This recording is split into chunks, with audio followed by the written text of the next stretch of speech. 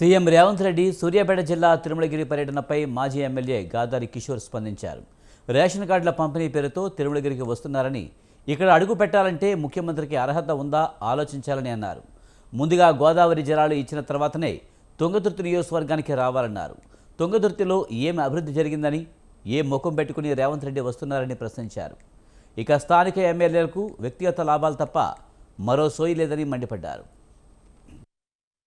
14వ తారీఖు రేషన్ కార్డుల పంపిణీ పేరుతో తుంగతుర్తి నియోజకవర్గం తిరుమలలో మీటింగ్ కోసం వస్తున్నారని చెప్పేసి మీడియా ద్వారా మేము చూసినాం.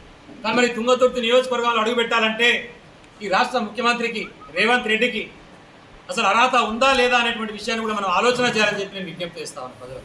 ఎందుకంటే సాధారణ ఎన్నికలలో ఇష్టం వచ్చినటువంటి హామీలను ఇచ్చి 6 గ్యారెంటీల పేరుతోని గ్యారెంటీ కార్డులు ఇచ్చి ఆయన అధ్యక్షుని హోదాలు కార్యనిర్వాహక అధ్యక్షుల హోదాలు బట్టి సంతకాలు పెట్టి ప్రజల ఇళ్లలోకి తిరిగి కాళ్ళు మొక్కి ఏళ్ళు మొక్కి చేతులు పెట్టి మేము వచ్చిన తర్వాత ఈ గ్యారెంటీ నెరవేరుస్తామని చెప్పేసి మాటలు చెప్పి అదే సందర్భంలో మేనిఫెస్టో పేరుతోని 420 హామీలు 420 దొంగ హామీల పేరుతోని ప్రజలను మోసం చేసి తుంగతుర్తి నియోజకవర్గానికి ఇచ్చినటువంటి హామీలు కూడా నెరవేర్చకపోగా తుంగతుర్తిలో జరిగినటువంటి అభివృద్ధిని అడ్డుకునే విధంగా తుంగతుర్తికి వచ్చినటువంటి సాగునీటి సదుపాయాన్ని అడ్డుకునే విధంగా చేస్తున్నటువంటి చర్యలు కర్కశంగా ఉన్నాయి. కాబట్టి మిస్టర్ రేవంత్ రెడ్డి ఏ ముఖం పెట్టుకొని నువ్వు నా తుంగతుర్తి నియోజకవర్గానికి వస్తున్నావని చెప్పేసి ఈరోజు ప్రజల పక్షాన్ని అడగదలుచుకున్నాను.